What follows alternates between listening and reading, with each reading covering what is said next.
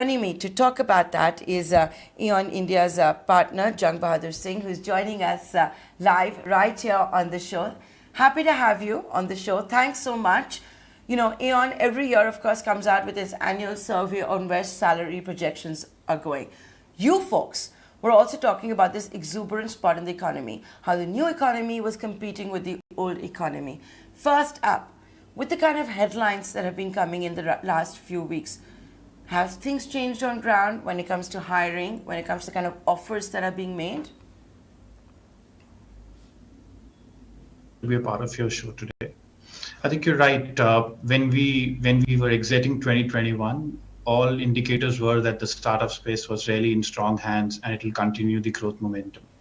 But the news coming out of the US with inflation so high and cost of capital really rising and the political uncertainty that's happening in Eastern Europe, I think those headwinds are certainly dampening a little bit of the startup mood today.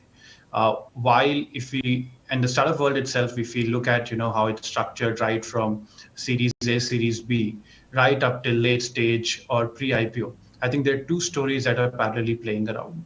When it comes to the late stage startups, certainly the valuations that we were seeing in 2021, those are not something that we are seeing in 2022. We are also seeing a lot of stress on the margin, protecting the margin, and looking at profitable growth, especially in this segment, which is where, as we look at how the job market is playing around, how salary increases are happening in these sectors, I think what's interesting is that a lot of these firms have started doing a little bit of load shedding. And the first to go then are roles specifically in operations and customer support segments. At the same time, they understand that the core to the business is how they are enabling growth, be it on the technology side, be it on the analytics side. So I think in Q1, while a lot of the headwinds have reached us, but probably the impact has not yet been felt. But maybe, if this uncertainty prevails, if the cost of capital continues to dry up, I think downstream in Q2, Q3, you may see the buoyant mood of 2021 getting a little dampened, with salary increases getting lowered and also attrition on the rise.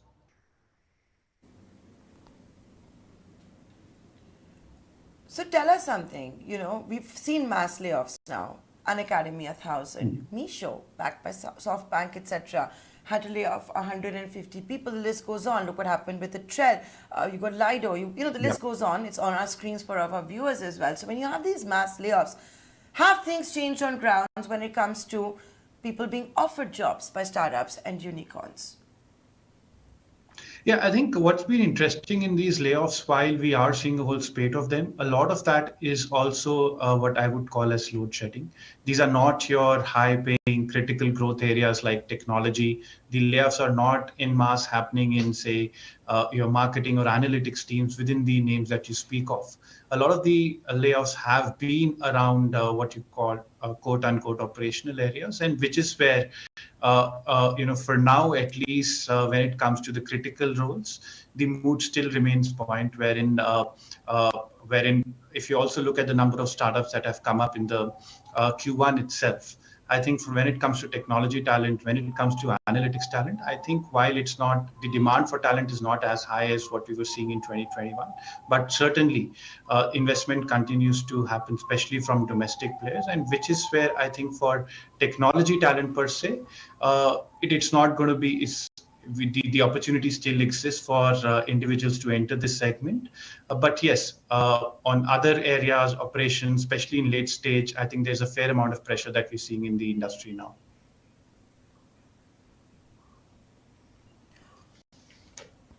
Not every startup will have bad practices. Not every startup will fail. There will be startups that are also going to flourish, maybe become unicorns, maybe even become a decacorn, who knows, right?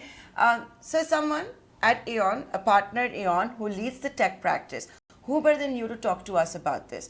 So at a time of this uncertainty, when we're still seeing entrepreneurs, the new economy compete with the old economy, what should be a potential employee's checklist? I get that the companies and startups have their own checklist, but we're talking to you at a time today when, professionals will be scared. Should I take a leap of faith and join this startup and maybe make a lot of money going forward, or should I play it safe?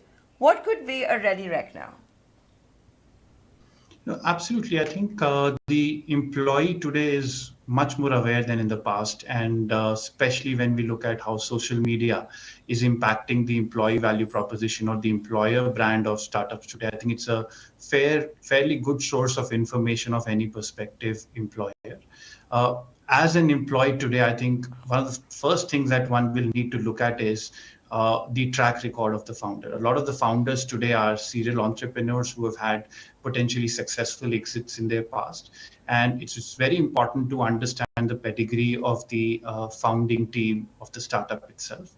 The second piece, of course, is that startup community is a very well-knit community. It's not as huge. Most people know each other, and multiple founders have investments in other startups as well, which is where it's important for the employee to understand what is the funding, what are the VC players involved. If there is funding that's coming in from established VC houses, that's always a good indicator that the startup would be able to tackle any headwinds in the future. I think the third thing, of course, is the value proposition in terms of the growth journey that the startup is in. What is the segment that it's in?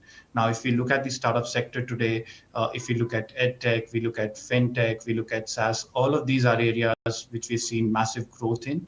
And at the same time, there's opportunity to grow further. And when one is picking up a startup, it's also about you're anyways taking a risk. It's also about hedging some of that. And if you're looking at these areas, probably it's a safer bet than other areas in terms of starting or continuing your career in a startup. Lastly, I think a lot of startups are also, infamous for the kind of culture, whether rightly or wrongly. And again, as you're looking at a prospective employer today, you have so many opportunities while the market has softened a little, but at the same time, there's a lot of opportunity if you are rightly skilled. And hence, it's important to not just choose the company, but also look at the culture that you're joining and be careful about what the feedback is coming from various sources, references, as you're planning to enter a new organization. So tell me something, it's become more a norm right now to go to LinkedIn, right? We've seen what's happening with BharatPe, the CEO also responding to why is an offsite and not paying salaries. We saw another post on LinkedIn going viral against Meesho. We have not done, nobody does any checks. The unfortunate part about social media is you put things there and say toxic culture and you get branded. The companies are left to defend themselves. I'm not taking sides, but that's just the way things are working. How is a potential employee supposed to check, is the work culture here toxic or not? Yeah, I think it's if it's whenever you're joining a new organization, new association that you're trying to create, it's always a tough decision, right? Now, of course, there are multiple social platforms that are in existence, and not all of them are regulated. And it's very, very difficult to see what someone is or control what someone is posting about an organization. But I think one of the pieces about a startup segment is that it's a very well-knit organization, and the best way for any employee, of course, to get in touch is if you know someone who already is working in that startup, and if not, then I think you can obviously leverage other platforms like LinkedIn, try and connect with people, even if you don't know them personally. I think most people are very open to giving an honest assessment and asking the tough questions as well. One needs to look beyond just numbers and what's getting offered in compensation, but question the people about the growth, the growth projections of that startup, about what it means to work there. A lot of employees today even ask for an interview with the senior top management, and with all of these things then are possible inputs in what is probably a very, very important decision for an individual. And yes, I think the way you probably solve for this is have multiple sources of information and try and take your time, make a very, very informed decision before you join any early stage organization for that matter. So you're basically saying employees also must do background checks and due diligence just the way the HR departments do. Absolutely. I think in today's market, probably employees, prospective employees, the chooser, and people are bidding for their talent. So absolutely, take time. Most firms have notice periods of couple of months, and utilize that time, to learn about your organization, speak to your prospective manager, and then make a very informed decision, because there's no dearth of choices today in the market. So why settle for something less?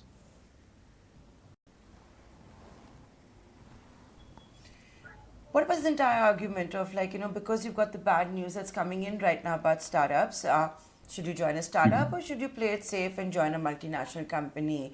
One of the companies which has been around for in India, how to handle that debate? I think that's somewhere a very personal choice as well. A lot of people who join startups are inherently more risk taking. And if you are someone who's comfortable working in that environment, what you will find is that the same freedom and the empowerment that you get in a startup is not something that you will have in a large organization, which naturally needs to have those command and control structures in place, the processes in place that define how you operate on a day-to-day basis. Having said that, while there are certainly news that's coming around in terms of how funding is drying up, how there is more and more, there's a keen eye that the government and the other bodies are taking from a corporate governance perspective. Also, how almost 1 in 10 startup don't make beyond the 5 years.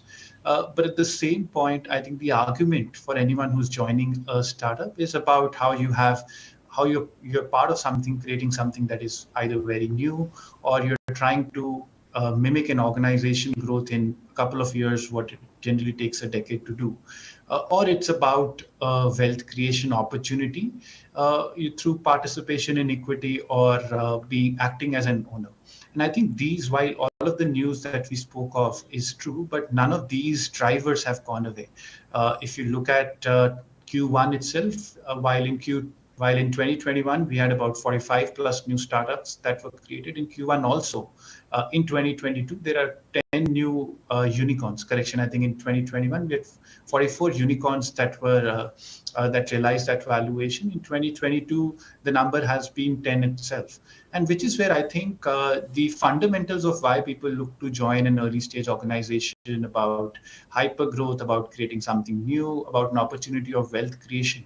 If those things still apply to you, and if you're making the right bets, like I said, looking at the track records of the founding team, looking at whether the startup itself is well funded from some of the large venture capital houses or not, if you're doing those background checks, I think it's still a it's still a very lucrative option for people who enjoy that kind of work environment to get into a startup vis-a-vis a large established brand.